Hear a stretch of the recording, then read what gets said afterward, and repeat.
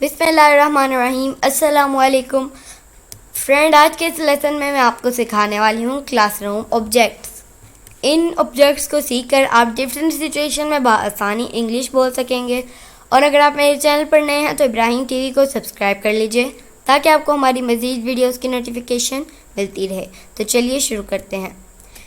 classroom objects: board, board, eraser, eraser, marker, marker, pencil case, pencil case, backpack, backpack, dictionary, dictionary, book, book, notebook, notebook, pen, pen, pencil, pencil, crayons, crayons, highlighter, highlighter, sharpener और pencil sharpener, sharpener, stapler, stapler, paper clip, paper clip, scissors, scissors, ruler, ruler, desk, desk, chair, chair, table, table,